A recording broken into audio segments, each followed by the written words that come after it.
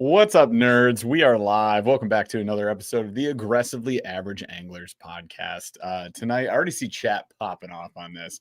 Everybody's like, they better literally review everything.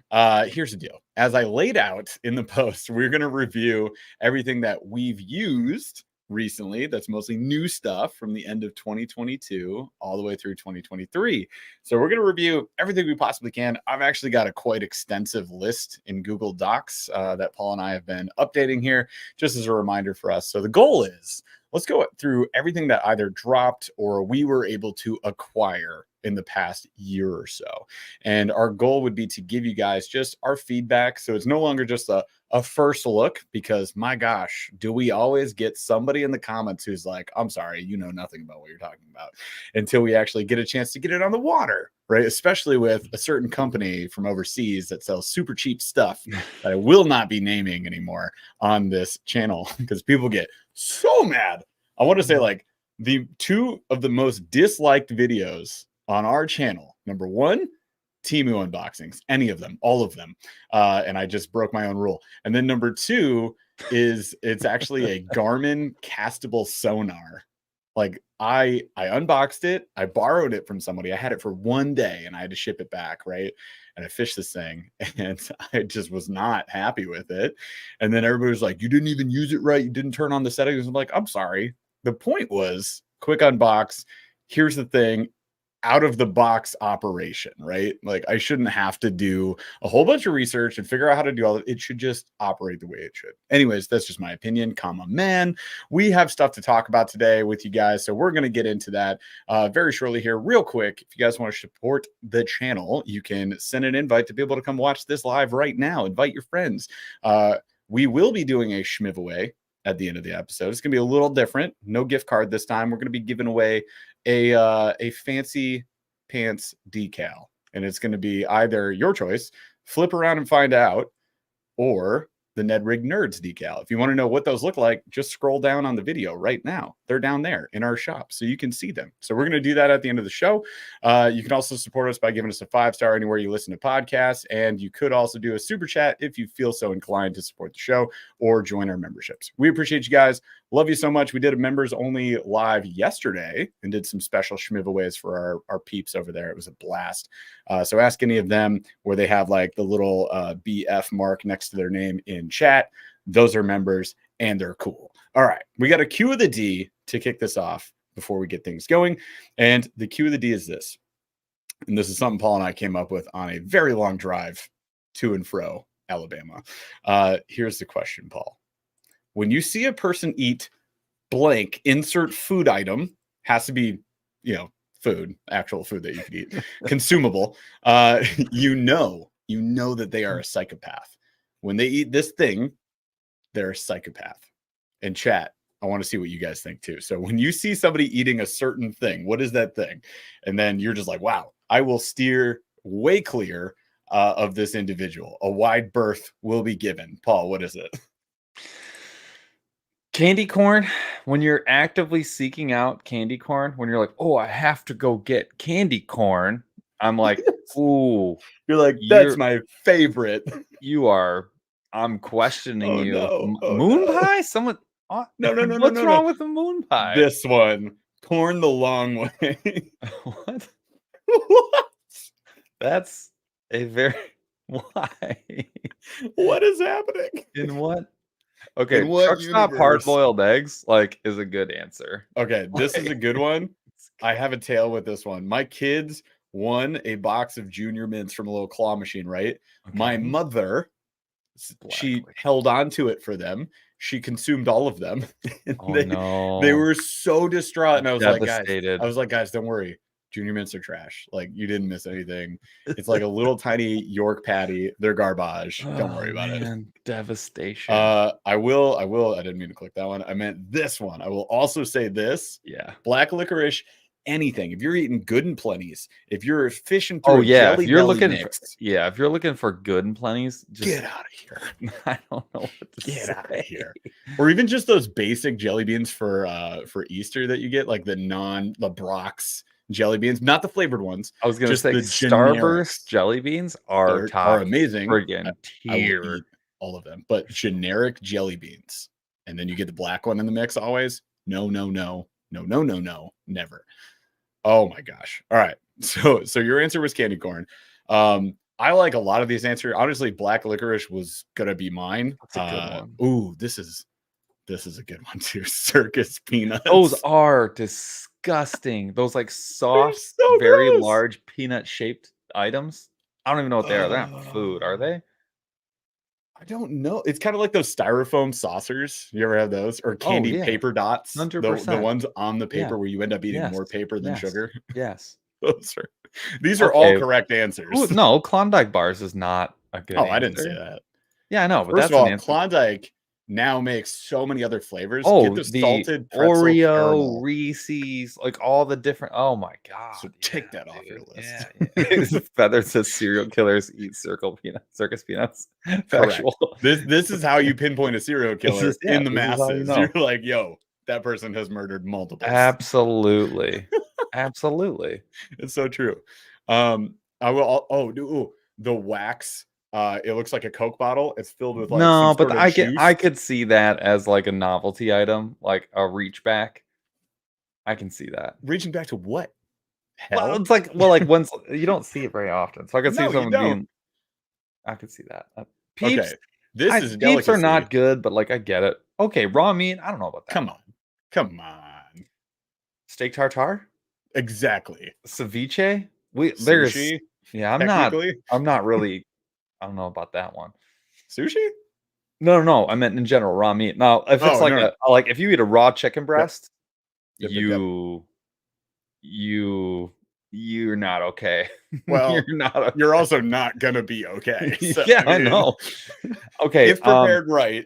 Tuna casserole is a pretty good answer, actually. Like that's pretty nasty. That's pretty. I mean, like, but I would eat it. Like if it was the only thing available, I'd be like, sure, lined up. But like, yeah, if you this is like you're seeking it out. You're like, oh, you know what I need today is some tuna casserole. Like, no, my guy, you don't need tuna hamburger helper. You're calling up grandma. You're like, hey, Gram. Remember when you used to make me tuna casserole? It was my favorite. Can you make it again? Make sure you put the peas in there and stuff. Pig's feet. I don't have a problem with pig's feet. That doesn't bother me. Turkey gizzards, all that kind of stuff. That doesn't bother me really. I would try it. I think tried it a bunch of times. It's just not. It's just different. It's not quite an appetizing. It's a little off the. It's off the beaten path, but like I get it. Yep. Unmarked pieces of soft candy. We're gonna leave it at that. Also, Jason, you are correct. Chicken was the right answer. Moving on. Raw, obviously. Oh, I was like, wait a minute. I eat chicken every day. Like 4 times a day, daily basis. I had chicken before getting on this podcast as a snack. I eat chicken for breakfast. I don't even know. 100%. Pickled hot dogs? What's wrong with those? Ooh, what about canned like salmon? Certain canned meats, okay. Canned salmon's good. Canned salmon is not good. Canned tiny hot dogs are not good. Yeah. I did not know those existed baby until food. Just now. Yeah, for sure. Oh, all right. That's enough talk about food. Let's get into this. Okay. We do have a lot to cover. So Jeff has these broken out into categories. I made some additions. I actually looked through our YouTube list and was just like, all right, let's see. That's what I did. Let's see what's in there that maybe we missed. So we've got it broken out. The first section, so to speak, is tackle storage. Now we're going to be quick on these. Yeah. I'm watching the comments religiously. So if you say something, I'll try and call it out because I know that our experience is not everyone's experience. So this is just what we have found, that we try and be fair and balanced, but we're kayak fishermen. So we're kind of one-sided with everything. I feel like we need to do that TikTok trend now. We're kayak fishermen. We really do. We spend the same amount of money on a boat on a plastic. But we don't have a boat and we're really slow. We go from point A to point B, but we have to go to C, D, E, F, and G, and we'll never make it to B. It takes us 3 hours to travel 500 yards. So we're kayak fishermen. We're kayak fishermen. All right, we're as hell. Yeah. That's happening. I was going to say Chaz on YouTube, and for anybody watching on Facebook, you can participate in this way on YouTube. We could do some polls, some votes. Chaz, if you want to share that chat in the for us in the private chat, just so I can see the polls. We're not going to do it on everything, but on certain things that we feel some people might be like 50-50, controversial. I'd love to hear your guys' opinion in chat as well. This isn't a bracket day. And you know what? We said we'd break it up here and there, or mostly we love the bracket days. I love the brackets. It's so here fun for the brackets, you guys. too. But we won't make it the entirety of our show. Scratch that. All right, bracket day. Bracket day. I lied to you. We bracketed everything that we tried in the past 2 years. No, but we do. I want to tease. We have a bracket coming up, and it is a YouTuber bracket. So we're going to take all the fishing YouTubers that we know of that are like slightly higher subscriberships. We are not putting ourselves on there. It's everybody else that we know, we've seen, or we've liked or not liked. And we put them into a brackets, 32 of them. So if you want to show up and show out for your favorite tubers, then you're going to want to come out for that show. That'll be towards the, it's probably not next week, but the week after. We're going to try to get somebody on the show that actually watches YouTube a lot and like knows these channels. So that'll be like the next thing we're going to do. But that is coming up. And then we will also have a kayaks. I have kayak brands. I'm doing one. Oh yeah. Well, I mean, we're going to have a bunch kayak accessories. Don't worry, you guys. We got brackets infinitely. I have a bracket of the brackets. There is going to be a bracket of brackets. What was the best bracket episode? And also for anybody that saw those bracket episodes and got mad that Shimano won, for example, like, yo, it's just for fun. It's okay. You did it. You guys did it. You couldn't sway enough of your friends to win the bracket. I don't know what to tell you. My opinion's irrelevant. I said it. That's how I started the show. So there's nothing that I can do or say about it. It's on you. So can we get into this? Yeah, here's the layout I'm going to propose, right? We're spending no more than 60 seconds per item. It's your feedback, my feedback, and then chat. Feel free to drop your feedback as well. If you like it, if it's okay, if you hate it, that's fine. Then throw it in chat. All right. So the first things first, we're starting with this category, tackle storage, right? How do you store your sharp, pointy things and the plasticky things that you catch bass with, right? So first things first, one of the new things that dropped in the past year-ish would be the Buzbe Quick Cube. So if you guys aren't familiar with it, we're not going to be able to show everything on this episode, but you can do a quick Googs if you want. Go Google it. That's a quick cube right there. Paul might have some of these in his office. I definitely don't have a lot of these in my office. So they come in a bunch of different sizes. It's comparative to your 3600 and your 3700 size boxes. They zip. They're weatherproof, not waterproof. Deep and regular. Yep, they have regular and deep. So my opinion for carrying clamshell swim baits, I love it. I love the thing. It is not waterproof. I wish it was, actually. It'll still mostly float if it falls out of the boat. It's very much waterproof, though. I haven't had the issue. It's not submersible. I have one drawback for it, and I'll see if you agree with me on that. I wish that they opened 180 better. They do not do that. They like kind of want to keep closed. I hate that. But everything else I love about it. I have a different perspective. It keeps your stuff from falling all over the place. I wish they opened up like a big mouth where you kind of have to pull everything out. Because what I don't like about the 180 is like stuff can fall out. It's better for the deep, but like they just spill. Yeah, it just spills out. So I almost wish it was like a big, like almost a circular opening, like an oval opening. And then that way you could like open the whole thing up very wide. Yep. And then maybe you had the option of zipping one side all the way down. Well, like we told Caleb that like we want the gusseted bottom, wide mouth, like stand up bag. We've had them from 6 cents before and we've loved them. I want a Buzbe version of the 6 cents top open bag. That's what I want. I want this. Ow. That's the heater one from Justin Royal. I want this bag with this, with a bigger version of this bottom squared off. And then I want it where it just opens like so. So industry, I want this heavy duty on the back, clear on the front. Yeah, too often we get those bags and the zipper just busts and it's the worst. The 6 cents ones were mostly good. And I would love to have that from Buzbe. But our opinion, Buzbe Quick Cube, I think it's worth it. I would get at least one 3700 deep size, which is the Buzbe Quick Cube 28 deep. And I believe that's the naming convention. Is that right?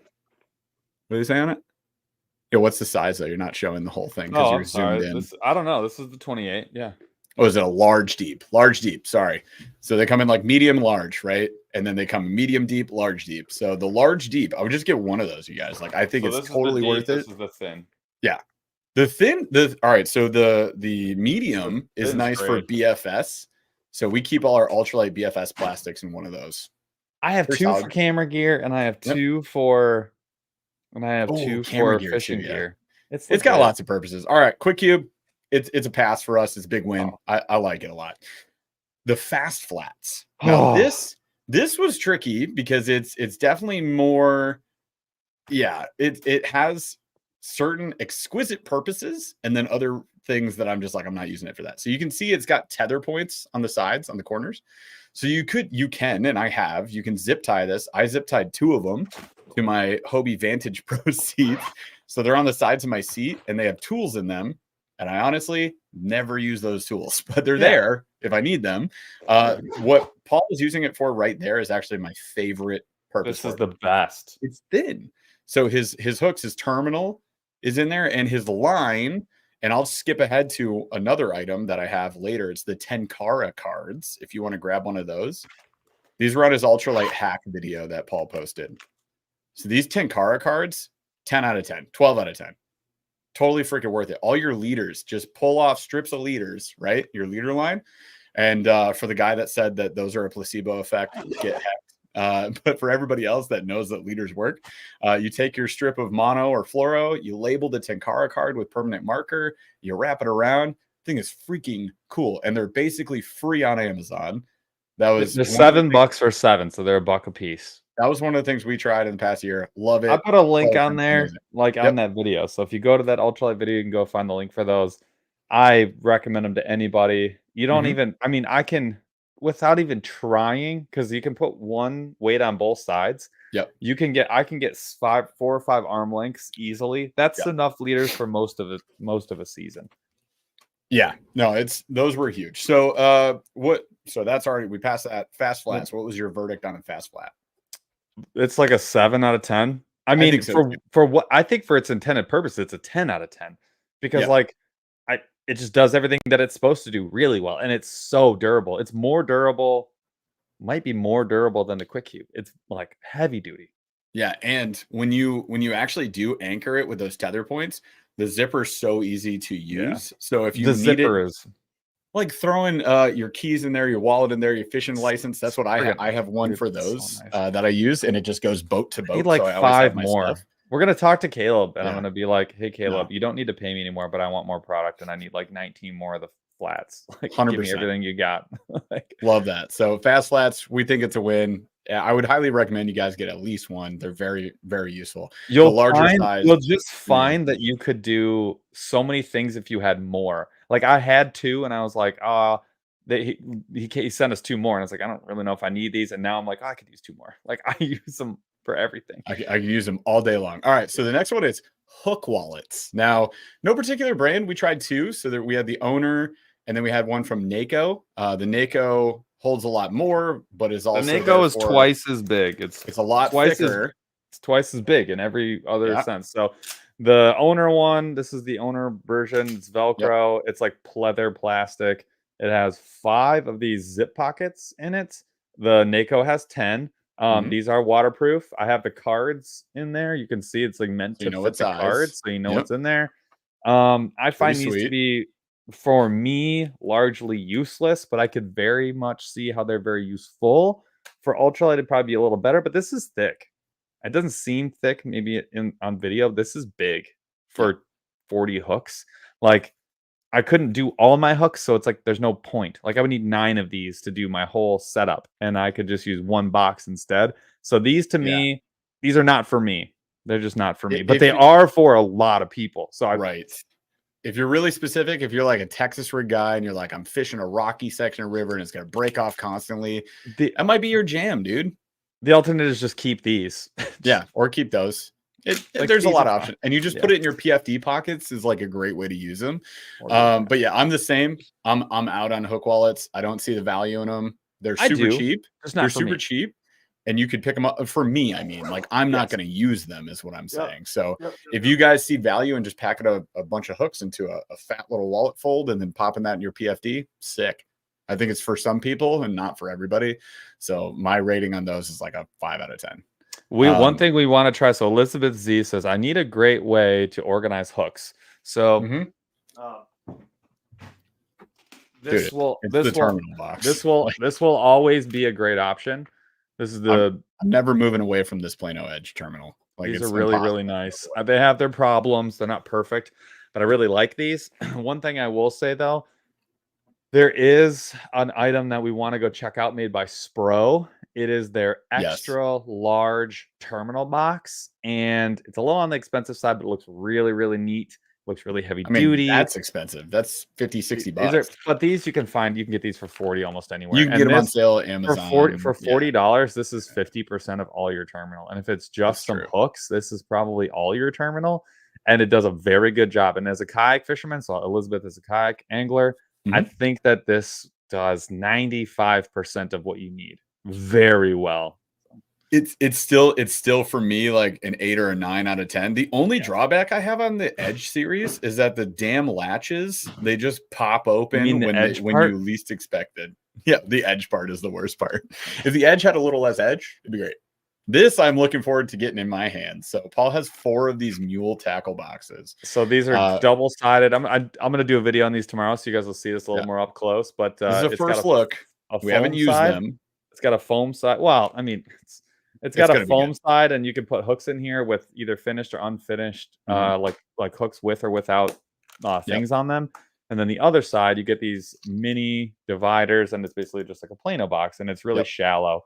It is shallow, so don't expect to use this for like super large things, but anything like a 1/4 ounce or less, this is going to be all your mule This jigs. thing is cool. And this is the crazy thing is this is $10. Like that's a value. Part. It's not the heaviest of duty, but it's very heavy duty. There's a metal bar that goes through the back here, and it's one. It's not 2 hinges. So there's 2, but there's 1 per lid, and then it's a single latch. Yep. Like what? It's perfect for $10. 12 out of 10. Go buy one. So awesome. Haven't even touched it yet. I know it's good. So get it. Solid. All right. So glide storage. One thing that we tried this year was 2 different types of glide storage options, and they're both roll-up bags. That's really like honestly the best thing that we've found in terms of glide storage is like what you're going to find out there. A lot of guys do that. So I got the what? I used Quick Cube.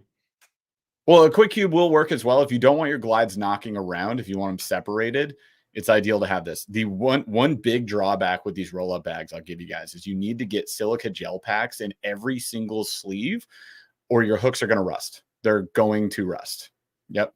Mine's open air. We'll talk about yours in a second because yours has a plus and a pro and a con. So I got the I Surrender bag. The big pro on the I Surrender roll-up bags is they are dirt cheap.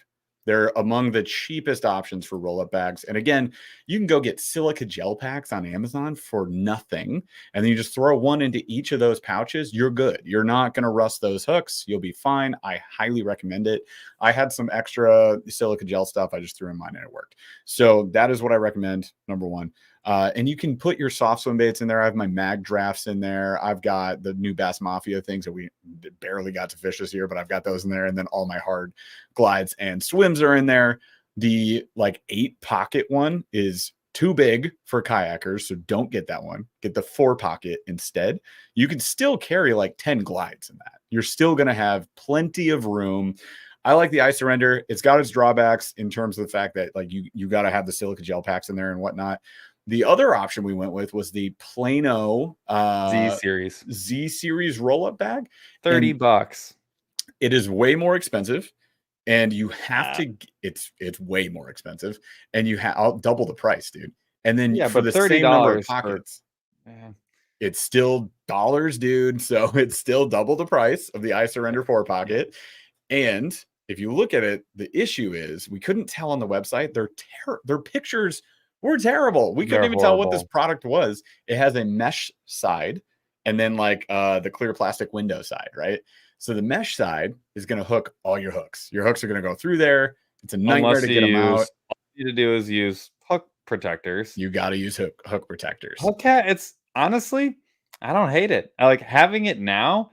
I don't think about it. I keep like a dozen in the last pocket at the bottom just in case I lose one or I throw another thing in there. The extra hook protectors, covers. I keep like a dozen of them down there. They're dirt cheap. They're treble covers. You can buy 100 of them on Amazon for like $5 or $10. They're not like it's I don't mind it at all. I really like it. And the nice thing is you can roll it really tight and have to be a circle, or you can roll it really loose and have it be a rectangle. You can have soft swim baits if you keep the especially if you keep the plastic that it comes in, which I've started doing.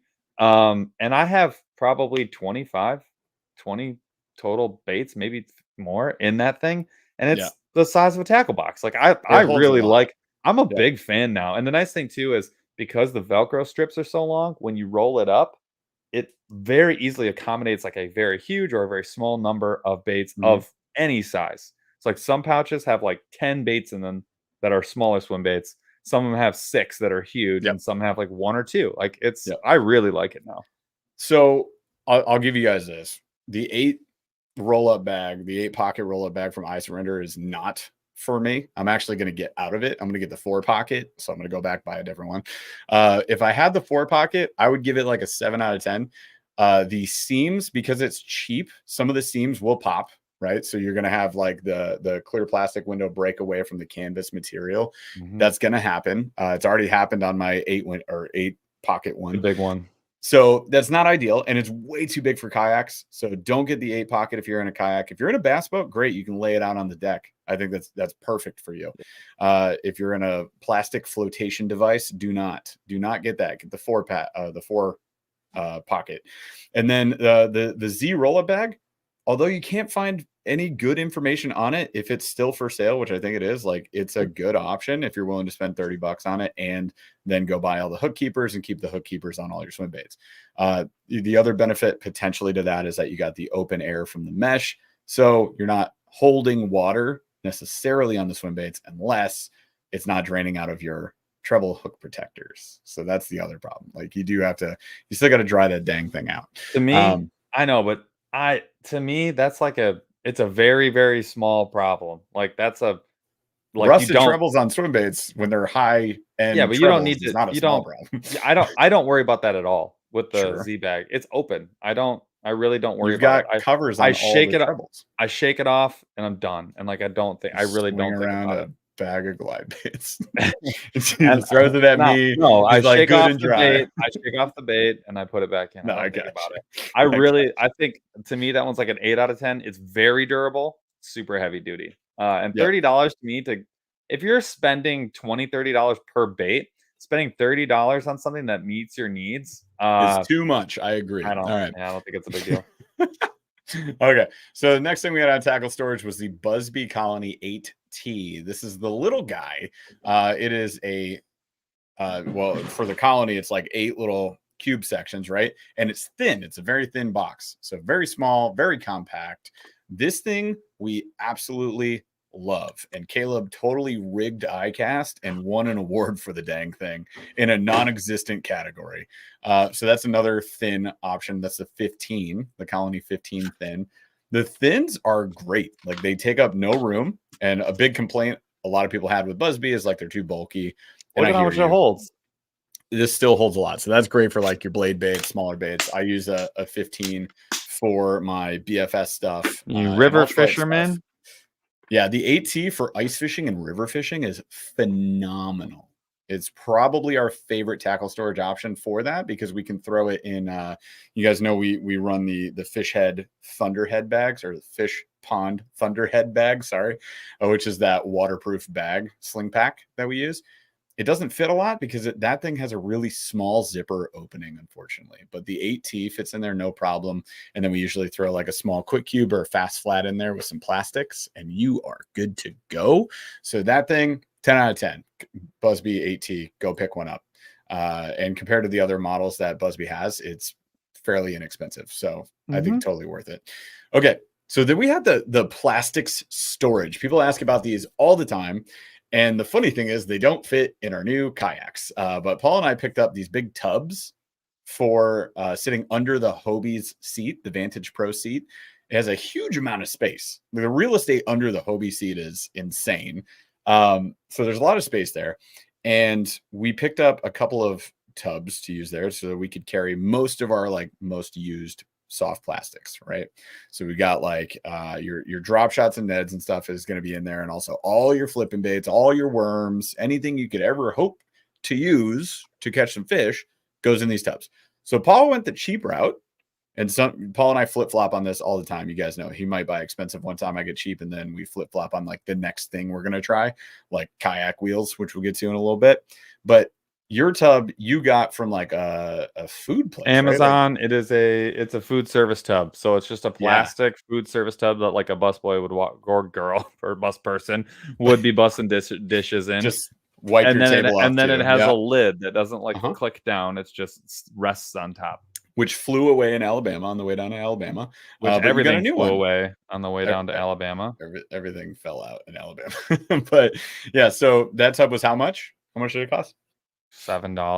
$7. $8. I think I had to buy a new lid, and it was $4 or $5, $6 or $7. Yeah. And it holds 100, 120 plastics. No, it holds like 150 bags of plastics. Cool. Yeah. So more than you would ever need. I have it here. It's huge. I mean, it's the exact, and I mean the exact same size as the space underneath the Hobie Pro Angler Vantage seat, which is about 8 inches tall, 26 inches deep, and 15 and a half inches wide. Yeah. And mine is the same size, but it is 10 times the price. So Paul's option, we're going to give like a super high rating. I would say 10 out of 10. Get this cheap thing. If you guys have space under your kayak seat to store this, consider doing that. I used to use those little like, is it Ziploc or Glad or whatever company makes the storage boxes. They have like a shoebox size one. That's what I used to use under my seat. So if you have like a smaller space, you can use a smaller tub, or you can use like that tub. Those are always super cheap. They're always great. Get them. I picked up a Sitio crate, which is the big purple box that you guys see me. There's a small one. That's exactly the one I use. That's a great option if you just got a couple plastics you want to take. So the Sitio crate is it. I mean, it's sick. It's just a completely overhauled storage unit. It's very nice. It's very nice. It's very heavy. Way more than you would ever need. It's more on every level. It's more in quality. It's more in organization. It's more customizable. It looks hella sweet. The lid snaps down. It's crystal clear. It's also more expensive. It also weighs more. It's just more of everything. It's cool. It's more all around. I would give it like honestly just a value proposition wise. It's like a 5 or 6 out of 10. Unfortunately, I think it's awesome as an upper echelon storage option. If you want to go cool, if you're like a Yeti guy and you like to store stuff in Yetis and you want to save a little bit of money, you can get a Sitio crate. And they're coming out with all sorts of different models of it too. So, I mean, it's cool. It's a cool company. If you want to spend money on it, do it. If not, don't. Get the cheap route. It will only fit in a very, very, very select number of kayaks. Oh, for sure. Like we got as under seat storage. Both of our old towns, no room for it. And then I emptied my plastic bin. It's gone. It's dead to us. I've got it right here. I'm using it for other stuff. Yeah. All right. So let's jump to the next one, which is the Black Pack Pro. So you've used yours a lot more than me. 5 times, 6 times at least. Yeah. This is the Yak Attack Black Pack Pro. I have assembled mine. It has not gone on the water. So I don't have a lot to say on this. What I will throw out there is what I said in the kayak crate video, which you guys will see on Friday, which is that I think it's like a great storage option if you want to spend the money on storage. In that video, we're going to talk about like what's the highest value kayak crate, and you may or may not be surprised by the winner when you guys see that. It's not Yak Attack. I'll spoiler it right now. But the Yak Attack to me is like, it's awesome. It's got so many different ways to mod. It's like one of the most modifiable crates that you can get, period. It has a lot of cool options. You can have the lid or not have the lid. Depending on what model you get like 4 to 6 rod holders that have like bungee cord security systems on it. Like the thing is, it's crazy. So I think on the surface, to me, it's like an 8 out of 10. I will absolutely love it. Is it the highest value crate? No, it's not. It's definitely a bit more costly. What's your opinion, Paul? It's a 7, maybe 8 out of 10. Maybe 8. Yeah, it's probably 8 out of 10. There's the price I don't love. It's expensive. Yeah, you get a lot. You get what you pay for. It is very nice. It's very durable. It does a lot of things really well. I like how it manages electronics really well. So like if that's how you're getting it, I love that. I do think that it does leave a couple things to be desired. I think the new Yak packs that you can put on top make it really cool. That solves a problem that a lot of people had, is like no compartment storage within it. Feathered Outdoors called out the Flambeau kayak crate. It's a really nice crate. and there's a lot that weigh a lot less. This thing's like 12 pounds loaded out. So it's up there heavy. As the heaviest. It's heavy. It's heavy, but it does a lot, and it's super safe. So very nice. Totally cool. And it's sturdy, lid or not. Sturdy. So, yeah. It's watertight-ish. It's really nice. Yeah. Yeah, no, it's solid. I recommend it to anybody that wants to spend 125 to 175 bucks in a crate. That's what it comes down to. That's period. If you want to spend that money, great. You get that one because I love it. I can't wait to use it a lot more next year. All right. So I'm going to skip this one and let's get into tackle. All right. So here's the issue with tackle this year. Most of the new stuff from iCast, we couldn't even get our hands on it until fishing season was done for the year. Like, we're going to try and get out again, maybe this week or next week.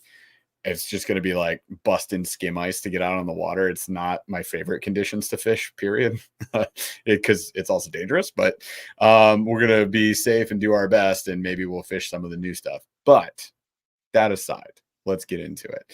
I'm not going to do this one. I'm going to skip to this. So we used a lot of gravity baits, number 2 baits, otherwise known as gravity baits, otherwise known as poop baits. And we had a day on them on a lake that I thought would be fine, but I didn't expect it to be amazing. And then we had another day on them. So like I had a day, then I brought Paul out, and it was frustrating for you for a little bit. And then all of a sudden you just started hammering them. Right. So we figured these baits out. We caught some good fish on them. I gotta say, there's a lot of those that I did not like that were very low end to me. The pricing is a problem. Spro sending you 4 of those craw nuggets for like $10 is insanity. So that's a 0 out of 10 for me. But the Yamamoto, surprisingly, the Yamamoto was our favorite because you could keep re-rigging it, and it wasn't that expensive for just on the plastics market. And you got, I believe it's like 7 or 8 to a pack. So if you're looking into gravity baits, they have a million colors of those Yamamoto Yama Tanukis. Those are the jam. The other option is the Missile Baits Bombas. They actually work well also, and they're insanely cheap for what those baits are. Usually those gravity baits, very expensive. Missile Baits Bombas, pretty darn cheap. I think those are great too. And then, of course, you got the OG, the depths. I've caught more fish on the depths than I have on any of the other ones. So for me, it's like the depths as far as catchability. And then which is the cover scat, depths cover scat. And then the Yama Tanuki. And then the Missile Baits Bomba. And I don't look at any of the other ones. The fish arrow is solid, but it's the most expensive of the batch. Yeah. And the Spro was the most expensive per item because you get friggin' 4. So I think overall gravity baits are a certifiable fish catcher. Absolutely. Anybody who's like, nah, it's just a gimmick. It's not. They catch fish. And Yama Tanuki comes out with a 2.5 inch. Yeah, they have a bunch of different sizes. The Yama Tanuki all day. Colors. Looking at one, get those. The Sexy Shad was like the bomb for us. We crushed on that thing. Okay, so mule fishing had a year and a half. Like they've been dropping products like nobody's freaking business. So mule fishing, first of all, 10 out of 10. I don't care what we talk about next. It's 10 out of 10. So the items in question though are the burrow bug, which is their little tiny baby craw. Imagine just having an ultralight, basically indestructible craw. I have caught so many fish on that gosh dang craw. I can't even believe it. The best color you use, but the best color that I think that everyone should get is Rodeo Clown, which is a new color for this lineup. So that is that one right there. The juice. It's crazy color. I never in a million years would have thought this would be the one that I would pick. It's like a June bug. It's like a wild June bug, like an orange June bug. It absolutely smacks. These things are 1.25 inches, 1.8 inches. The one thing I will say that's tough about the burrow bug, if you don't have some really small hooks, you're in trouble. So you really do need to probably get some really, really small hooks. Like mule fishing sells them and they're inexpensive as a jig. Yeah. But if you don't have these, this is a drop shot bait in a lot of instances. It's a killer drop shot bait. So it is. You can run it on the mule stuff, but like if you don't have some really small, like the owner mosquito hooks, you're gonna struggle. You're gonna struggle. So think about that. But dude, so my son and I did a catch and cook, like for us for fun. one single burrow bug on one single hook on the AAA rod, and we caught easily 25 keepers in like 30 minutes off the bank. Like, just too easy. And I had the same day in a different place on the TFO Panfish Pro. And because it was before we had released our rod. Otherwise, I would have loved to have fished on our rod, which I also didn't get to use that much this year, unfortunately. But I would still, these things are like $5 a bag. Oh, yeah. Like $5-6 a bag. Yeah, the burrow, the burrow bug is a 12 out of 10 ultralight bait. You need it. It goes on all ultralight jigs. Anything you're throwing on ultralight BFS, I don't care. Like, if you have a tiny jig, thread the burrow bug on it. You won't be mad. It's going to be awesome. The next thing that they had, jackworm. So the jackworm is this very short, curly tail, modifiable worm. It comes in a whole bunch of different colors. That one is wildflower. New. This is the creamsicle one. It's flower.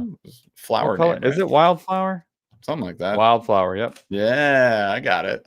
All these names stored up here. No 3.9 inches, still stretchy. Yep. So the idea with the jackworm is that you can cut it in anything you want. So you can take this piece off, and it becomes just like a wacky rig option, which has not existed with them.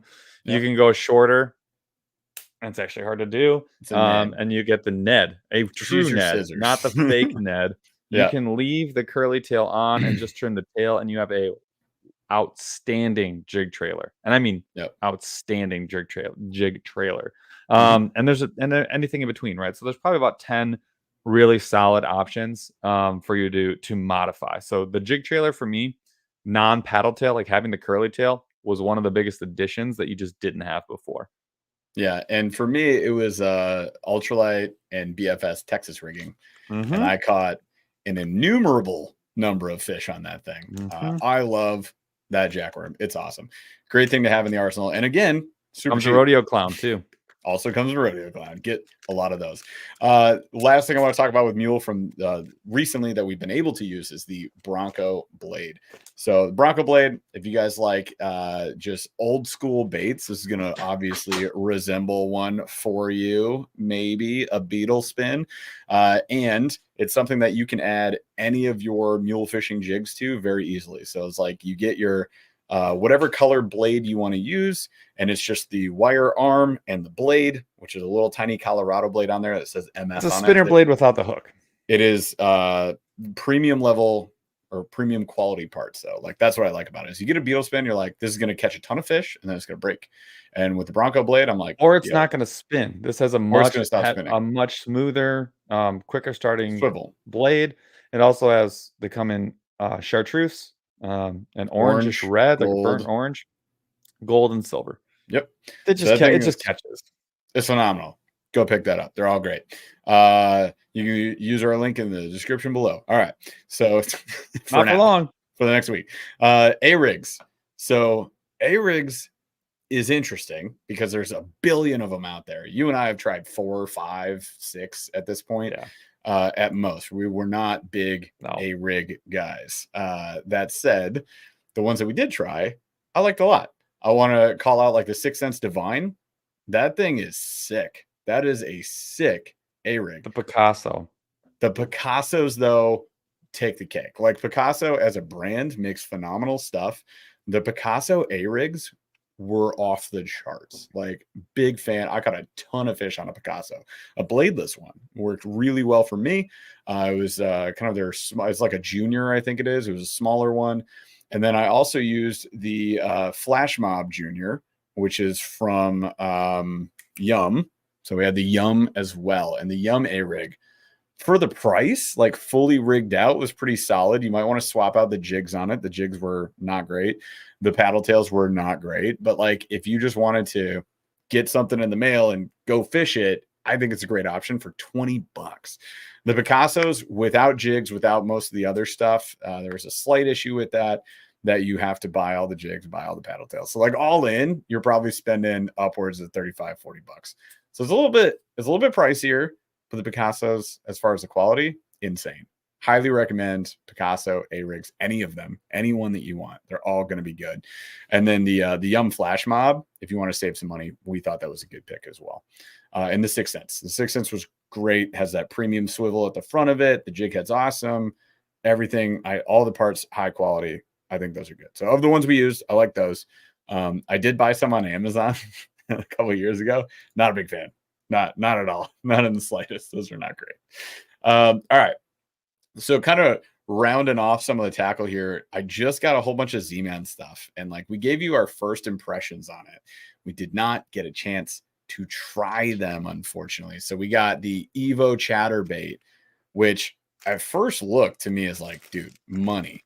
$10 for a jackhammer, essentially. That's what you're getting. It's dropping all the licensing that they had to deal with Evergreen and Brett Height and whatnot.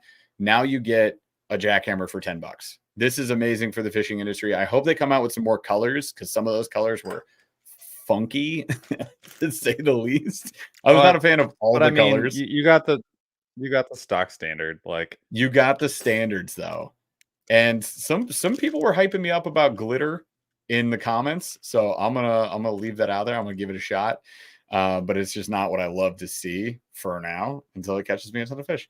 We got the Gobius. The Gobius, I don't see how this is going to go wrong. Like, that thing is going to hold up really well. If you like dark sleepers, you're going to like the Gobius better.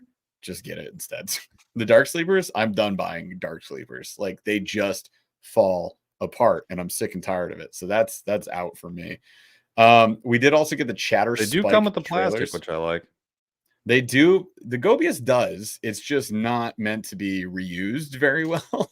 So the Gobius, we got to figure out a better storage solution for Gobius. I'm putting them in old Z-Man bags now. We did get the Chatter Spike trailers. I'm excited about those. I think those are going to be solid. We got the Hellraiser and the 4-inch. I think that's going to be solid. The Hellraiser, the big size Hellraiser, you guys, is just not really it. The all black is cool. The matte black and the bone are great. Get them in the 4-inch. Don't get the big one unless you're going after like specifically pike, muskie, like maybe that's a better fit there. But for bass, it's just not consistent. So the 4-inch I'm excited about though. And then we got the TRD gobies, which is like for netting, which would be sweet, and the ZWG hooks, which we're gonna have to put to the test. So far, I kind of like the look. Just has no hook in them. It really doesn't. So Paul, did you fish the Berkeley slobber knocker a lot this year? The slobber knocker chatterbait? You did? What were your thoughts on that? I added it to the list because we just picked that up this year, and the power bait power stinger trailers. So overrated. Any opinions? The trailer or the slobber knocker? Fine. It was fine. I agree. The slobber knocker, sure. The trailer was fine. It did some things fine. Here's what I'll say about the slobber knocker. I feel like it got a ton of upfront hype. Mega delay. You are on a mega. You are very bad right now. Like you've been like freezing up and fading out. Bye. All right, cool. Anyways, it's my show now, guys. Screw that nerd. We don't need them. So the slobber knocker, what I was saying is like it had this upfront hype. I don't know about you guys, but I have not seen like a ton of stuff about it recently. Like, is anybody still talking about slobber knockers? I think they're fine. Like Paul said, like I think they're fine. I don't think they're like a total miss. I just don't think they're a major win. To me, they're like a 6 out of 10. I don't grab it over other chatterbaits in my arsenal, period. So I don't know. You guys let me know. Compete with a single chatterbait that I would pull. That's what I was just saying. I don't grab it over all of the other chatterbaits I have. No, it didn't even compete. It was fine. I didn't think it ran any better. I'm sure it will catch fish. That's not in question, but it wasn't. Rob says okay at best. Also, the trailer, the power stinger, I have one pack of it. I do not use it. I've used it several times. It's a little bulky. It kind of like it doesn't have the same action I want. Like, yeah, it's just what's it supposed to do? Like move. The kamikaze swim on is so much better and cheaper. But that's the thing is like when you get a straight tail, I'm typically like, okay, well, I want it to wiggle. Also, it doesn't wiggle. Yeah, Evo over slobber knocker every day of the week and twice on Sunday. But like, what else would you even use that stinger for? I've seen it on swim jigs for some reason. I don't use it. That's what I'm saying. I don't like it. So I got nothing for it. DeBurly says it doesn't have the action that he expected. I concur, good sir. And also, we hope you rest up well, my friend. Heal up fast. We're glad the surgery went well. because you were definitely nervous about it on the members only live, but you did it, man. You're still here. We love you. We're feeling for you. All right. Right. And then the last Berkeley on the list is the cull shad, which we didn't get to fish. So no, it looks sweet. I won't lie. I'm gonna reserve my opinion, man, until next year. It looks really good. It looks really good. And Paul has the Megalodon now. Okay. So my gosh, this took way longer than I thought. Did we just jump to kayaks and yak accessories and wrap up with that? Let's go. Let's blast through. It'll just be good. What were our three? Were amazing, meh, or what was it? All right, you guys. Amazing, mid, or meh? Amazing, mid, or meh. That's how the rest of the show is going to go. No explanations given because we don't have time. And then we're going to do a schmiv away at the end. So stay tuned with us and invite any friends back that took a break. All right, let's get into it. So the next category is rods. And we're going amazing, mid, or meh. Mojo, bass, trigon. The trigon portion is very meh. You barely even touch the damn thing. Yeah. The blank on the Mojo, amazing. The price point, amazing. The Mojo Bass, I think, is it's a good rod series. It always has been cheap. It's always been decent. Like it's never too much wrong with that. So, but the trigon, yeah, I'm the grip. Who gives a shit? On the grip? It makes no difference to me. The AAA ultralight rod from Monster Bass. Could it be more amazing? Amazing. I freaking love that thing, dude. If you guys want to check it out. I'm so proud of it. Like I'm so proud of it. I really am. I don't care what anybody says about it. When I fish it, I did all the things I wanted to. I can't believe it turned out the way it did. And it can handle fish like nobody's business. I've caught multiple 4-pound smallmouth on it. They are supposed to ship next week. It's all on Rick. He told us they were supposed to ship the week before last. So he said December 1st. So it's like, you know what? It's out of my hands. It was supposed to ship at the beginning of November. Yep. I'm not happy about it. I won't lie to you guys. We have zero control over that, but the product itself we feel is amazing. All right. So Casey Jones into fish also called out. Did you all try the Bass Mafia dangerous, as we like to call it, swim bait? We did not really. We have like 4 of them and it just was never grabbed out of the tackle box. It's a non-rigged swim bait, which is not something we don't have a huge amount of expertise with those. Like the pre-rigs, yes. Hard swims and hard glide baits, yes, we now feel very comfortable with. That bait itself, I rigged twice this year, once with the owner flashy underspin, and then once just on an owner beast hook. And I wasn't the biggest fan of it. I'll just say that. I wasn't the biggest fan of it. But I also didn't fish it long enough for me to really give a valid opinion on it. So that's just like my halfway opinion. To me, mid. All right. TFO Professional is out friggin' standing. My only gripe with it is I still don't love the top cap that screws down. It should be underneath or it should just be different. Yeah. And then I really don't love the wind grips. They work, but I don't love them. On the TFO Professional? Yeah. So I have not really used it at all.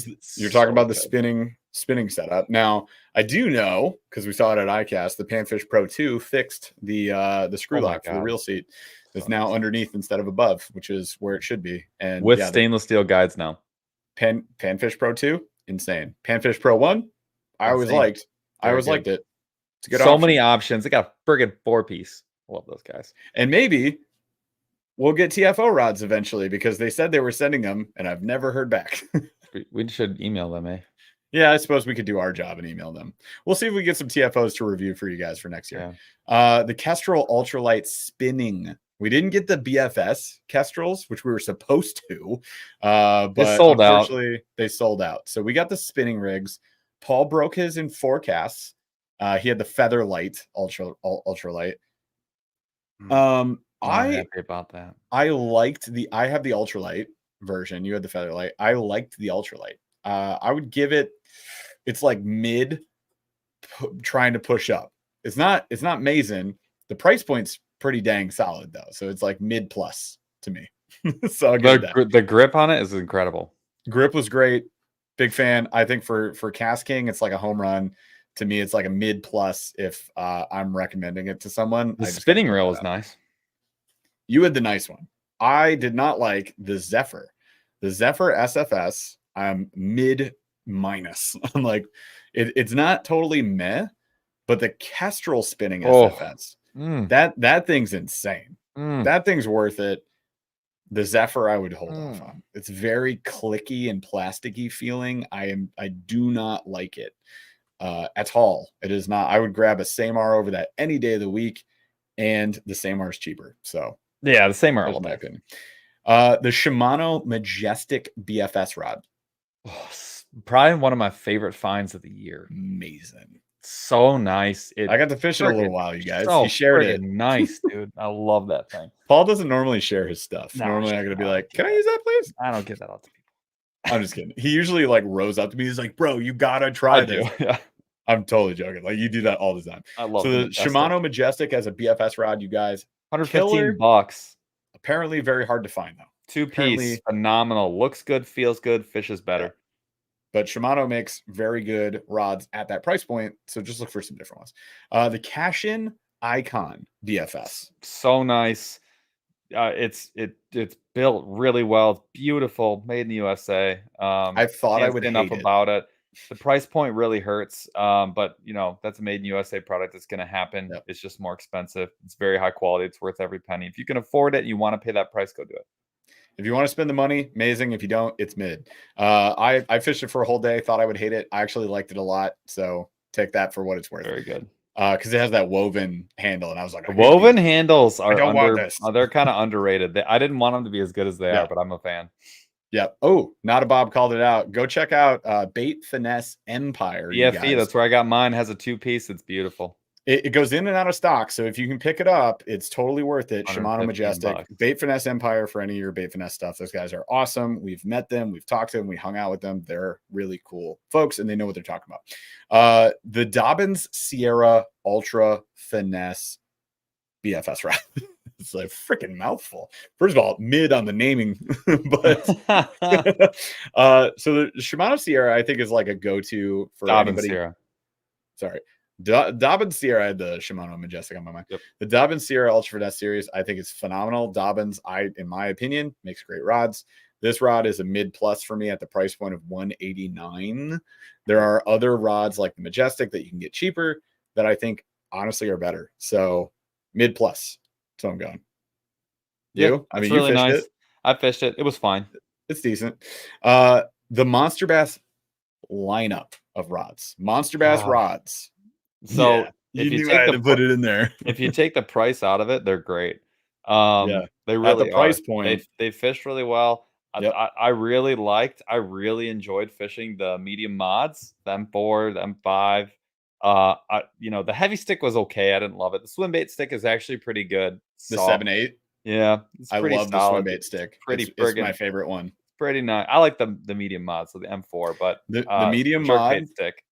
Yeah, the medium mod, the jerkbait, and the top water, and the swim bait rod. Those are my three favorites. Really good. The Ned Rig spinning one's the medium light was solid. It was pretty good. What I'm upset about is because of the shipping and because Monster is not a rod company. Unless you get some sort of discount or gift card or have somebody $25 ship, you got to take $20 off the price, $30 off the price, and then it's fine. But with all that in there, I can't. It's really tough. But when they were on sale Black Friday, I think it was like amazing. Yeah, Warren Randall called it out though too. It has the micro guides, which I think they thought was like a premium feature that you really don't need, and it does bother me because I'm a leader guy. If you're not a leader guy, it won't bother you at all. I'm a leader guy, so I got to tie really good knot. So I use FGs on those still, and I'm not an FG guy as much anymore. I still do the Alberto, and I don't have really any issues with it, other than like if I'm flipping and pitching. So you can't throw it. I don't use that. You just can't tie a longer one. It's frustrating. No, I use the Akuma Psycho stick for flipping and pitching now.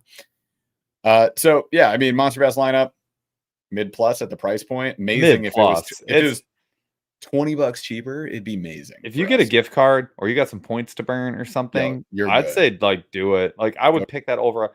It sets the standard for a $120 rod, which is like $115, $120 is like the new $100 rod. It kind of sets the standard. It has all those premium features. It's nice. Yep. All right. Rod's done. Reels. We're cruising now. So the Flight Feather / The flight feather in the Kingfisher / the Cormorants, which we just got. So this is the Dark 2 days ago.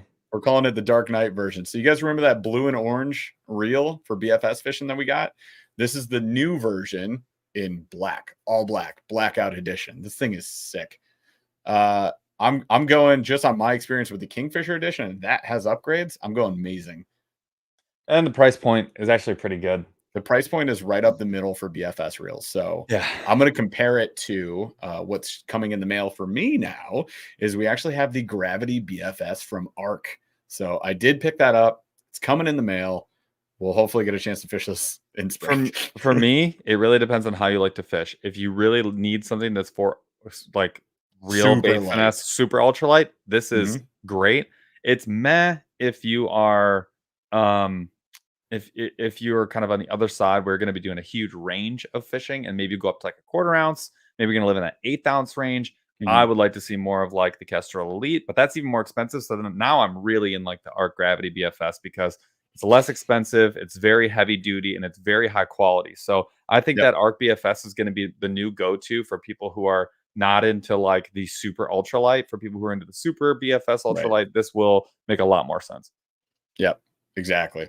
The Salamandura, the Daiwa Salamandura, 62,000 out of 4. It's the nicest reel I own. It very well may be the nicest reel that I own. I love that reel. Incredible. Enough that I want to buy one. So that cheap. tells you guys anything. $280.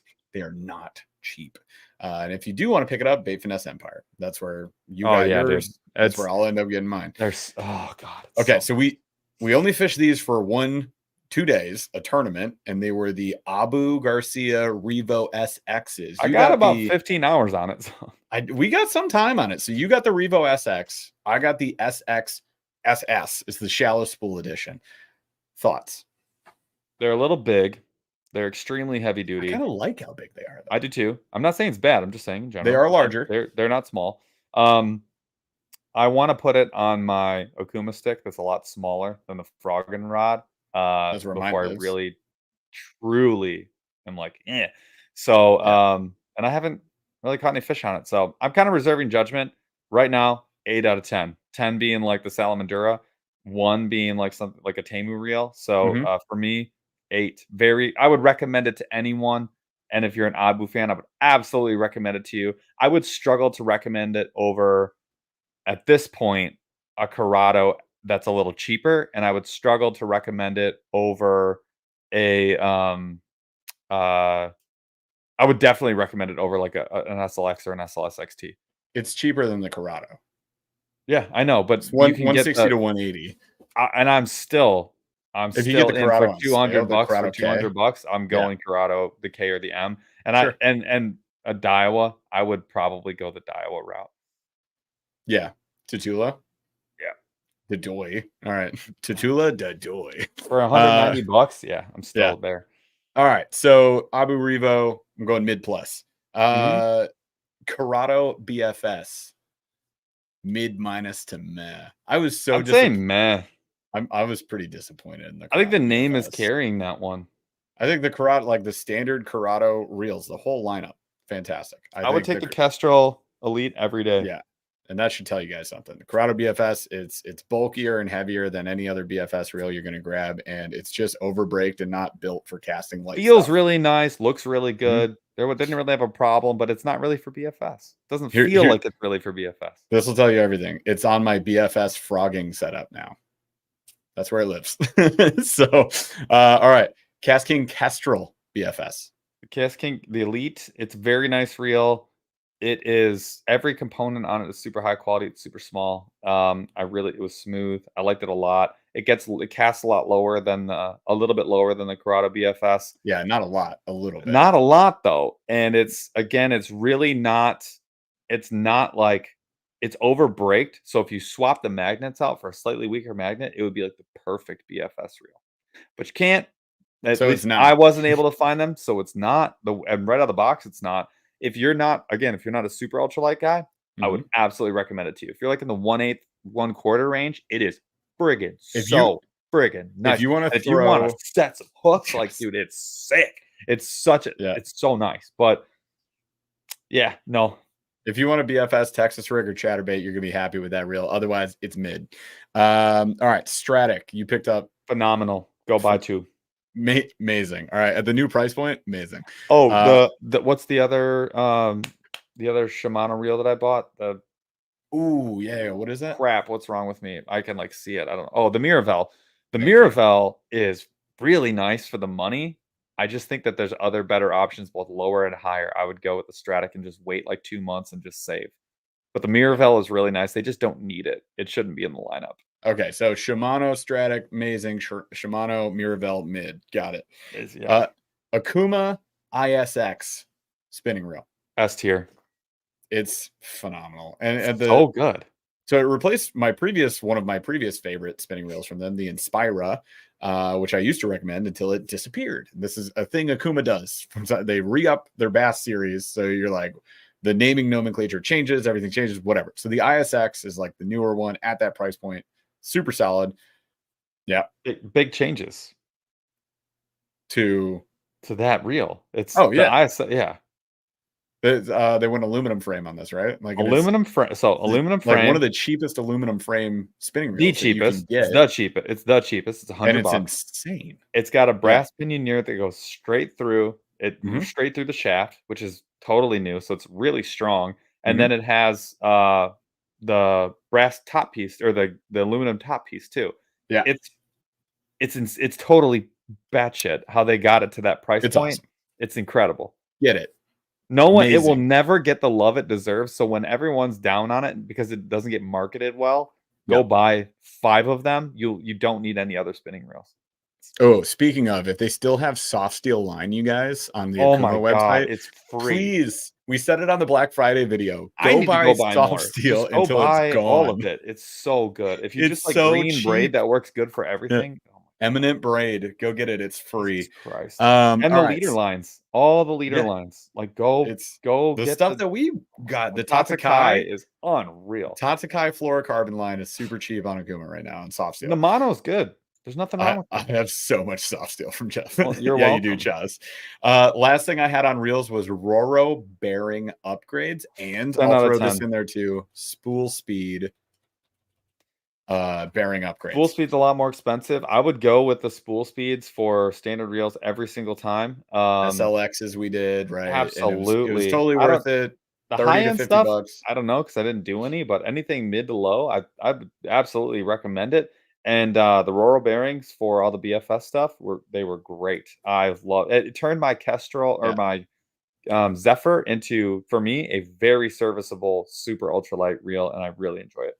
Which we should have said Kestrel as well, but we've had ours for a little while. Without the mag, it's meh. With the mag, totally meh. I would recommend it. Yeah, mid plus. Got it. But the Roro bearings, you guys, phenomenal. If you want to upgrade some reels, it's a great option. They got spools. They got all sorts of different stuff that you can gear out your reels with. So that's cool. And are they on Bait Finesse Empire? Oh yeah, Roro? All of them. And the tools. Their tools are really nice. So go check that out. And then if you want to spend up a little bit more on your standard reels, standard size reels, all that stuff, spool speed, we think is a good option. You can go check that out too. And also we tried out some handles from Gomexis. And I mean, opinions on that. I think they were pretty solid. If you need, they're not expensive. I am now someone who I notice and appreciate the 100 mil, and I want it all the time now. Yeah, and also quick shout out to Cooper's Custom Tackle as well. Cooper Custom. So check out. Send us a bunch of reel handles to try out. Like for $25, flipping kidding me? That's the 100 mil. Yeah, that's freaking smooth, dude. Yeah, and they are smooth. Solid. They are smooth. They are. Yep. So feather. BLG is big lever gang. Where are my big lever gangs at? Right. Let's go. Oh, all right. So that's it for rods, reels, tackle storage. Let's wrap up with some kayaks, and then we'll go do our schmivway. So kayaks, we actually surprisingly have a decent number to talk about here because we actually tried a bunch. We did a bunch of on the water days, and we're gonna do more on the water demos next year, you guys. I promise you that. So Crescent Shoaly, we'll start off with, to me, the star of the show. The Crescent Shoaly for me was amazing. I expected it to be amazing, and then it was, and I was like, okay, cool. I was very pleased with it. I know you were set on it before we even got there. Yep. I wasn't. I was like, no, man, bona fide RVR. Yep. And then I got in the Shoaly. I was like, I'm buying the Shoaly, obviously. I'm not getting the RVR. The discount helps. There's nothing wrong with the RVR. It's a good boat. I like the Shoaly a lot. The front hatch is well worth the price of admission, and you don't need to add anything to it at all. And I run it at even a crate. You don't even really need it. Just run it as is. It gets an anchor. I don't put a crate in it. And the anchor edition for a $30 plate. That plate is, oh my god! Like, ooh, so Anchor Wizards, amazing. Yeah. But also their Anchor Wizard makes a mounting plate that makes it so you don't lose your cup holder on the Shoaly. Amazing. Phenomenal. Love that. Okay, so Crescent Shoaly, amazing. You guys check out that boat. It's awesome. The Light Tackle 2. Huge fan. I ran it on a huge lake, well, a medium-sized lake multiple times, and went the long way across in the wind, and it's fast. Everything that you want is built into it. You don't need to add a lot to it. I would like a drop-in bin for the front, maybe someday. That might be an option, but like you don't need it really. It has a lot of storage. I love wide open space. I love the way it moves, and I love just the open cockpit is insanely nice. So I can't wait to get a motor on it. But as a standalone paddle boat, it's the best value for $1,300. Like I was so surprised at 12.6. It's 12.8. I think it's free. It's free. You're losing money if you don't get one. It's an extremely high value. So amazing. Light Tackle 2. So the Crescent boats, they get an amazing vote from us. Yep. Old Towns. We haven't put them on the water yet. We've used them. I've been on mine multiple times. I would recommend the Old Town 12 or 10 to anyone any day. I do think it's the best value pedal kayak out there, and it's the most you know exactly what you're going to get. Best warranty and just very refined, especially for the money, for your dollar. The funny thing is the big water that I got is actually the second kayak I ever owned, just upgraded a decade later. So the second kayak I ever owned was the 13-foot version of the Predator with the same mid console and everything. So like they just upgraded all of that. I'm a big fan. It is pushing outside the value range because it's $1,800 for a paddle kayak. That's a lot, because for another $700-800 you can get a pedal kayak that's very solid from the Sportsman lineup.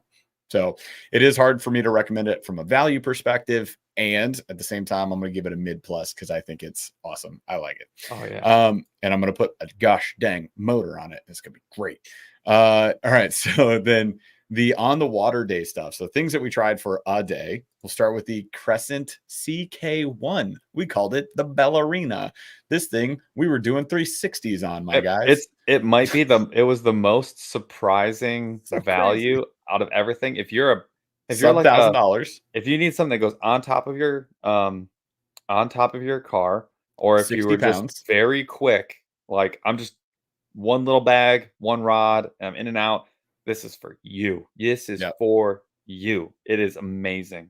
Can't recommend it enough. Throw and go. Fishing on Hope, Pescanato con Esperanza. Natives. Yes, we're going to go try them because, I mean, somebody got really mad in the comment thread the other day, but we've never fished out of a native. None of them. We've seen them at iCast multiple times.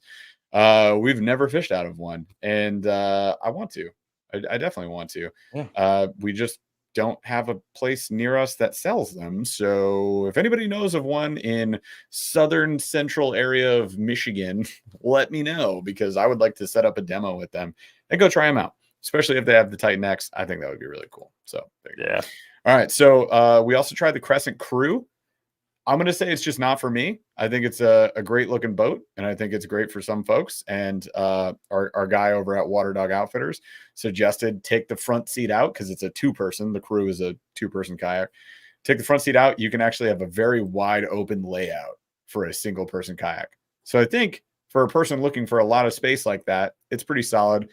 Turning radius was not amazing compared to all the other models that we tried. It's just because it's bigger. 13.5 feet. It's just bigger. Yeah. I think for families though, oh my God. You had said like I would for pick kids, this up for me and my kids. You can flip the other seat.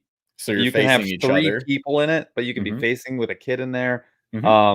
And so I think like for a family vessel, you're getting away with murder because like for $1,100, Yeah. you can have up to 3 people on the water, or you could go by yourself if you really wanted to, but 2 people very comfortably. Yeah. But it could be something you take your significant other in or your children in, and that's hard to beat.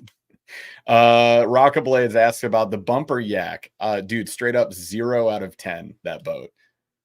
I Pure can't meh. believe that people are like pushing that. So this is the Go boat. There's a few people on the internet. I'm not naming names, and like to them, I say awesome. Like I don't care. Do what you want to do. I support everybody who's out here doing the craziest thing in the world, which is putting themselves out on the internet. So more power to them. But the Go boat roundabout, whatever the heck they call it, the Stealth, I think it was. It's like this circular bumper boat, is what it is. It's the inflatable material that you get from the company Boat, BOTE. It's the same I thought thing. it was Boat. I thought it was Boat too. I think they were there. They had the same marketing, the same it's like design, a it's the same split type company. of product. I was like, oh. I don't know. This thing is dumb though. So it has a motor with a tiller motor in it. It's open, so you could literally put your foot in the prop on accident or get your line in a heartbeat. Your lure wrapped up in there, a fish dropped and chopped up in there. There's all sorts of stuff that could happen. And it doesn't go places. That's the ironic part is they call it Go Boat, but you can't go anywhere because it's like impossible to steer. Very hard to steer. The biggest downfall for it is when you are fighting a fish, you are gonna go all over the place. It has look, I can't say that it has no purpose. There's just a lot of other things that do it better. So I'm out. Yeah, it's ridiculous. All right. Then we had the Bonafides. We tried 3 of them this year. So we had the P127, the SS127, and the RVR. Well, of those 3, rank all 3. Let's just rank all 3. Okay. For me, I think that, the SS and P127 models like have a lot of cool things on them, but the RVR was the no-brainer top dog out of those 3. Like it had the most value out of all 3 to me. It had a lot of built-ins. Their anchor system's insane. So to me, the RVR is still like upper amazing level, mid plus to amazing level. The SS127 I thought was fine. I wasn't overly impressed with it. It's a mid plus. And then the P127 I was the most disappointed with. And I was surprised. And I need to like just say this. I could have had a busted drive, but the drive was just not grindy. It was grindy. It was slower than the Old Towns. It was not pretty fast. We didn't have an Old Town that day that we were comparing it to, but like it was pretty fast. You're gonna say that's faster than the 106? No, but it's pretty. I didn't think so. Okay, but it's not. It's also a lot skinny. It's not faster than the Old Towns, but it's also skinnier, and it's not as wide. So it's not nearly as stable. The Old Towns are way more stable. And the layout, like the layout's good, but there's some things I don't like about it, and the price range is like kind of doesn't make sense compared to like an Old Town. So I'm like, I say it's hard to go that way versus the Old Town. If you're buying it as an investment where you're gonna like add a bunch of stuff to it, I could see that, especially with the RVR. I actually think platform. I think the SS127 I could recommend to a lot more people than the P127. Because the other thing about the P127 is there is no room in that cockpit. I was very uncomfortable in the P127. It's crowded, dude. There's nothing there. So I'm with you. That's why I ranked him that way. I think the RVR is a blast. If you want a nice riverboat and you're like Shoaly, RVR, ride them both. Get in them both. Well, the RVR comes in 2 sizes, I think. But no, but I just mean in like inside. Like again, the cockpit, it's like they are. Open space was not prioritized. The Shoaly is very open. It's the most open cockpit of any cockpit I have. The layout of the Shoaly is insane. It is between the two. I bought a Shoaly. Like let's be real. Like we know which way I went. So Bonafides, I was surprised to say that I wasn't the biggest fan. Now that doesn't mean that they're not good. I'm not. No, they're good. Like if you're running one, you should be happy. But the SS127, I think if anybody got that, they'd be super stoked. So there you go. The Native Unlimited. I think this kind of falls into like the family category of like if it has a place and it owns that place. Duck boat, multi-use boat, motor boat, father son, mother daughter, like family boat, buddy. Like I always go with the friend boat, like dude who has to have everything boat. I think it shocked me how much I liked it, and I really did. Yeah. The Native Unlimited, I said native, didn't I? It's not. It's New Canoe. New Canoe. I'm a dumb. Sorry, guys. New Canoe Unlimited. New Canoe makes great bare bones boats that you can do. Benefit is you can do anything you want to them. The con there is you have to do everything that you want to them. So you have to buy all the stuff. But I think the Unlimited is a great platform. Of all their boats, it'd be the one that I would look at. Very wide, very stable, swivel seat. That's pretty dang comfortable. It was, yeah. And you can throw a kayak cushion on it if you want. Like, I mean, stable, little heavy. Didn't love the rear handle, and the decking pattern looks was that cool. the metal works really well. handle? Yeah, the metal handle with that the one swing. sucks. Yeah. That was the biggest drawback for me. The handles didn't love suck. It. Just put wheels on the dang thing. Yeah. And then I didn't love the pattern of the decking because I'm sure it works really well for running water. But very wide standing on it, I didn't love it. Like the channels were big, like your feet are gonna be on there all day. The Old water channels were huge. The Predator, that was the biggest drawback of the Predator. It had big channels for water to move out. And they fixed it by making them thinner and a little bit. The outside channels were wider, so you weren't standing on these big open spaces because it's kind of uncomfortable on your feet after 6 hours. The EVA runs over the channel gaps. Oh, 100%. Yeah. Because that's the big water is the Predator essentially. So I have that. It's just different. Okay, Old Town Pilot or Autopilot. It's the last one. The Old Town Autopilot.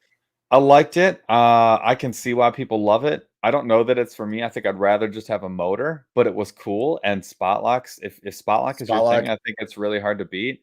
The price point, it really hurts, but it's still kind of a value compared to a lot of other options. So I do think the battery combination leaves something to be desired.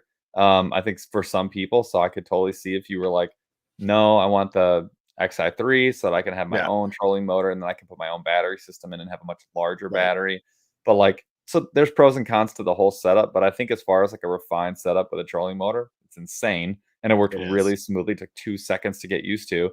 Very heavy, but also very sturdy. So I see why a lot of people really love it and you can catch a million fish on it. Yep. I'm same. I think it's a mid plus because the price totally and the weight. Price and weight. Yeah, but it's Old Town. Space is really well thought out. It is a little more crowded, obviously, than the other Old Town sportsman platforms. But it's forward though. It's forward. A sportsman with a bunch of stuff for motors. And so I mean, you lose the cockpit, dry storage, you lose it. Front. Yeah, but it's built out, man. The thing is, I think it's solid. If you got the money, get the dang thing. Otherwise, get something that you really like and make your own platform, like we're doing. Yak accessories, last couple things we got. So I wanted to just hit the Yak wheels. So we picked up the brand new Yak Attack tow and stow, and they have two. So they have the bar cart and the bunkster, right? So the bar cart is the long bars for big, heavy, long kayaks. You definitely want that. If you have a smaller kayak that we were using it for, the Shoaly, then you just get the bar cart. So bar cart, in your opinion, totally worth it. Phenomenal. Yeah. 100% worth it. Very heavy duty. The breakdown quickness and how small the stuff it packs into is insane. It's great.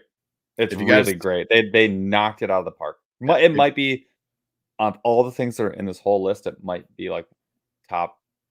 One of the best things you got. They might have nailed it this whole year. Yeah. So I think those wheels are phenomenal. You got a much bigger wheel diameter, getting over rough spaces is really easy.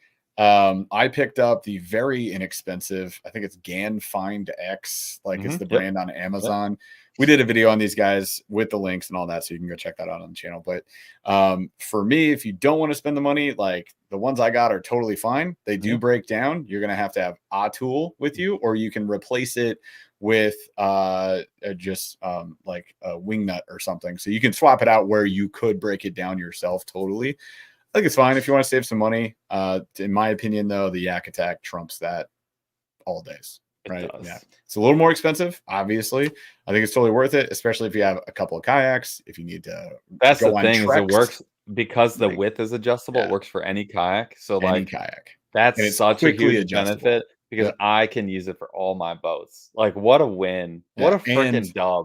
Those wheels, those types of wheels, I will never get a scupper hole wheel set again, ever. Scupper hole wheels need to just disappear. They probably have some time and place that I'm not thinking of where you don't have someone with an empty kayak who doesn't fish. Yeah, but for every other purpose, like they're the worst. You have to flip your kayak to put them on or create. I remember looking up crazy rigging systems people were using with like bungees and stuff. Of course. They're the worst. All right. Anyways, these are way better. We like those wheels. Get the Yak Attacks if you guys get a chance. And then how do you feel about your Garmin Panoptics? I'm so happy with that purchase. I think there was buyer's remorse when we first got it because the amount of install and we hadn't used it yet and the expense. What about you after the fact? Because I've been very happy with it.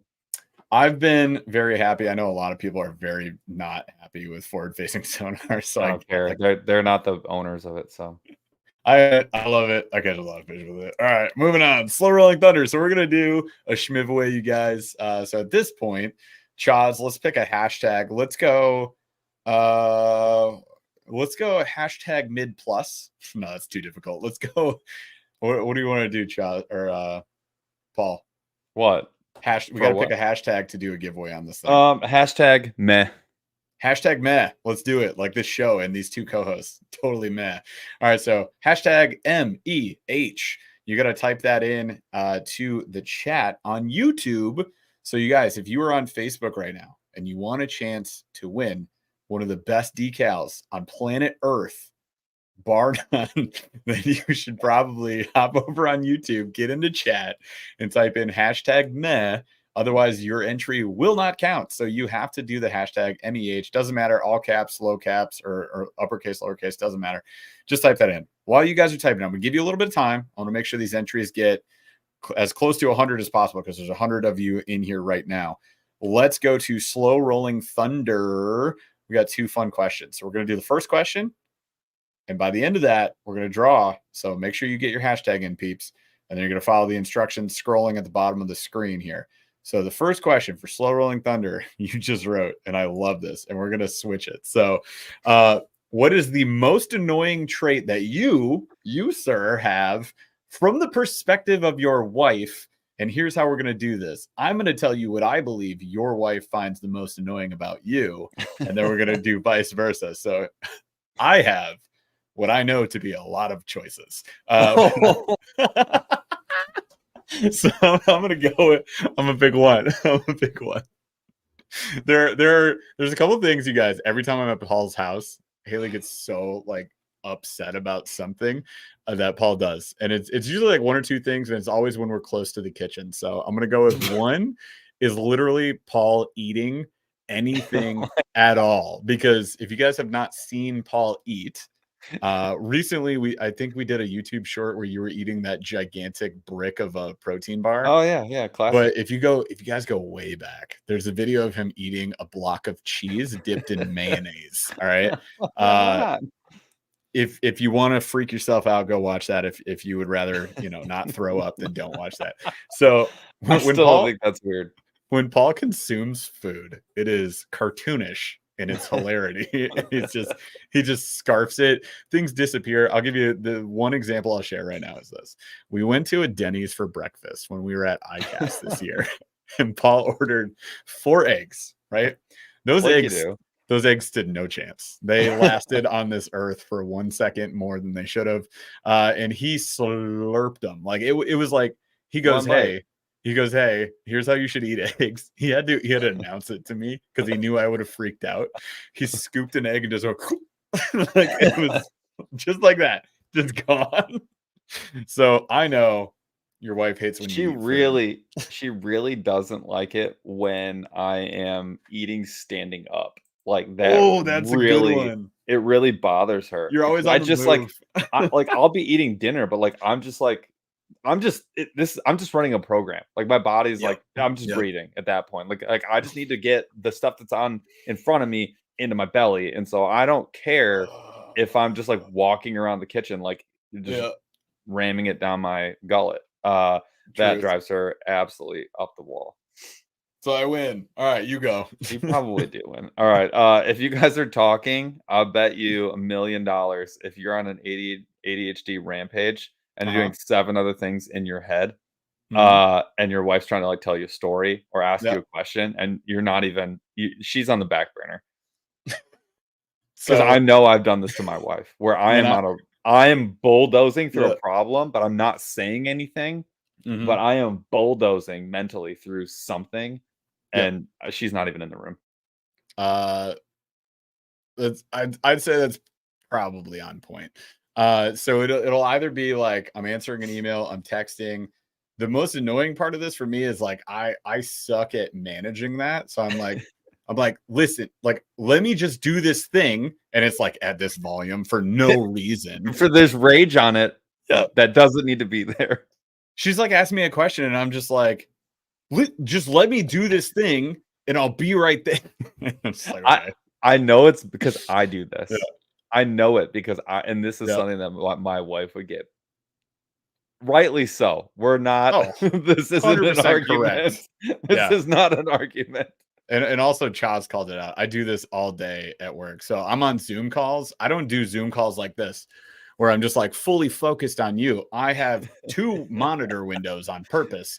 So you can be talking to me and I'll be typing an email that I owe to somebody. And like, I'm doing that. And you're just like, blah, blah, blah. And then from time to time, I'll just be like, hang on, what was that, Chaz? Or hang on, what was that, Joe? And like, Chaz does this from our meetings. Like, that's how it goes. I'm like, I'm sorry, I wasn't paying attention because you're not that important right now. Well, my bad. All right. So awesome. I love that. So we have 63 entries right now. So last chance. Anybody popping in, you got to type in hashtag MEH, hashtag meh, in order to be entered into the Schmiveaway. Otherwise, in the next 5 seconds, we're going to roll a winner, and then we're going to do one fun question to get out of here. So 5, 4, 3, 2, 1. Chaz, roll it. Who we got? Who's going to win? Your choice is stickers. So once you announce don't want your to see your name, you don't want to see it. Don't want to see whose name? Chaz's? No, Rob Harrison. Let's go. Rob Harrison, you are the winner. So Rob, tell me which sticker you want, man. I think I gave you some when we were in Alabama too. Remember we had all the Schmiveaway stuff, and I gave it away. And Rob was like, hey, remember you said you were gonna bring me some stuff down to Alabama? And then you just gave it away. So then I gave him some stuff out of my tackle box and some. No, I didn't give him a sticker because I couldn't find them. We couldn't find them. We couldn't find them. All right, Rob, we owe you a sticker, so just pick one, buddy, and tell us in chat or shoot Chaz a message because I know we got your contact info. So let us know which one. Right now, we actually have 3. I don't know if you guys know this, but we created an aggressively average angler sticker so that you can like proclaim to the world how bad you are at fishing like us. The image is weird on the shop. Hear me out. It looks vertical. It's a landscape sticker. I couldn't change it. That's a Printify problem. It's not my problem.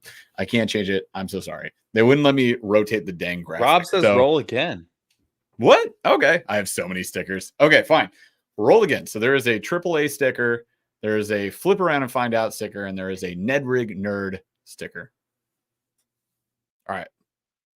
Let's get one. Oh, DeBurley just missed it. Oh, Sports Sock. Great name, by the way. So Sports Sock, you got to let us know that you're here, you're a human person, and you're real. And then we can get your info, and we'll get a sticker of your choice out to you. Cody, no, they're not pre-order only. We've done that in the past. Get them whenever you want now. These ones you can buy whenever you want. They're drop shipping. Really hard on that. That's the great thing about it. They're all drop shipping. I'm paying a monthly fee just so you guys can get them whenever you want. And so I don't have to deal with pre-orders / Chaz doesn't have to deal with pre-orders. All right, so Sports Sock, you got to be here, bro, and you gotta type something in the chat so we know that you're real. Otherwise, you're getting the countdown, and I'm gonna have to go to this next question if we don't like solve this problem and get a winner.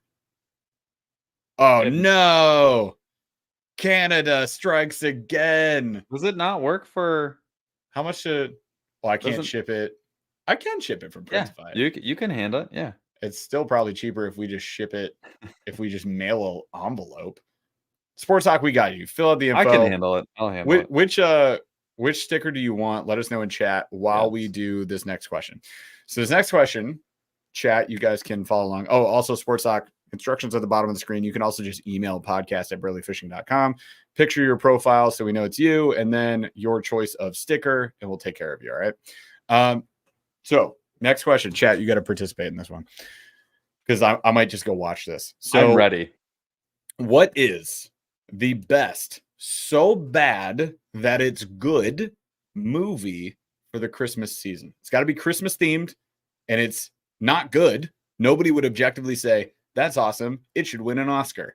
This is a movie that would tank. It would not do well, but it's so bad that you love it. It's either, so bad that it's hilarious, or you like to just watch it with, and like take drinks at specific family times. only. Family only. Okay. So family friendly, so bad it's good movie. Paul, go. Ernest Saves Christmas. Ernest Saves Christmas. Ernest P. Worrell. Such a good one. It's such a good answer.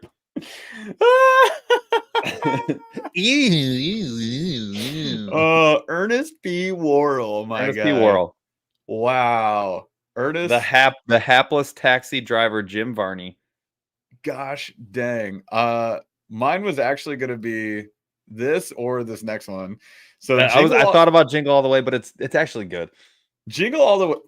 Objectively, it's funny. It's funny. Like the jokes are funny. It tanked. It did. Yeah, but it was just really, it was before its time. It was before its time. Nope. So Jingle All the Way, Sinbad, Arnold Schwarzenegger. Let's go. That is a phenomenal bad movie. Gremlins.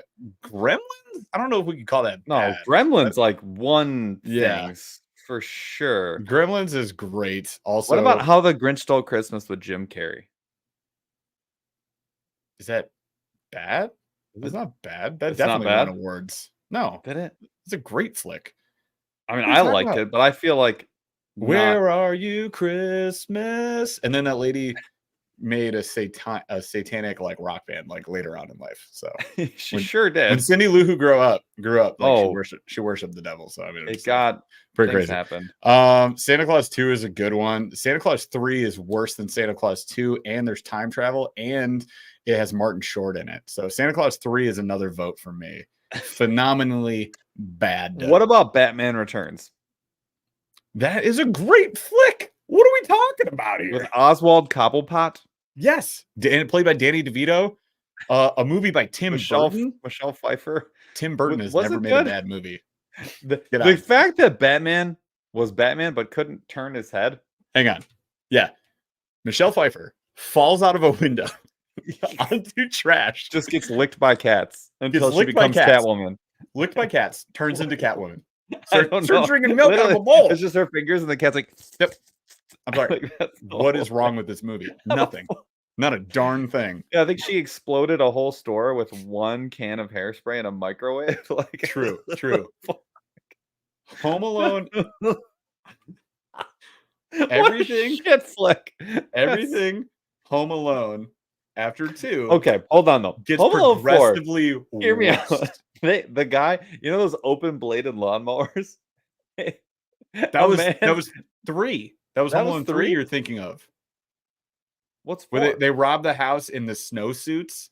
Yes. They jump into one guy gets left in a pool afterwards to die of hypothermia. He's totally dead. An open-bladed lawnmower falls from the garage ceiling onto his face, and he has he has a haircut. He just gets a haircut straight up. Yeah, that's the one. The remote control car one, right? That's what that one is. Because they get the chip. They have a chip. Guys, a chip to war machines that a kid has that's in an RC car. I rest my case. Home Alone 3 is a great bad movie. Home Alone 4 is unwatchable. Every other Home Alone iteration is unwatchable. So you know that movie? Great. 3. Anybody know the movie the Ref, where it's yes, Dennis Leary. Dennis Leary, The Ref, was always on Comedy Central. That movie is so good. I love it. It's so good. Like Kevin Spacey, a legend. Yes. That movie's really good. That was a flick for sure. Oh man. All right, so I think we got Sports Sock taken care of potentially. I think we're golden. I don't see an email at the moment. Sports Sock, send an email. Do the thing so we can give you a sticker. We'll hook you up. Even if you're in Canada, it's fine. We forgive you. All right. So I think we're good as far as Slow Rolling Thunder. We had a lot of fun tonight. Hopefully you guys did too. This one was not just fun, but hopefully slightly informative with our amazing mid and rankings. But I mean, if you're honestly looking at any of these products, like we can give you our feedback on it. One thing that we focus on doing on this channel all the time is being honest and authentic. We are not always the most knowledgeable on a topic. We tend to try to reach out to people that are way smarter than us to get some opinions on that. However, we do know how we want a thing to work. And if it doesn't do that thing the way that it should, then we're allowed to say meh, and we'll give you guys the feedback on that. All right. So that was a lot of fun. Stay tuned. Next week, what are we doing next week, Paul? I think we have either 2 weeks left in the month. Something like that.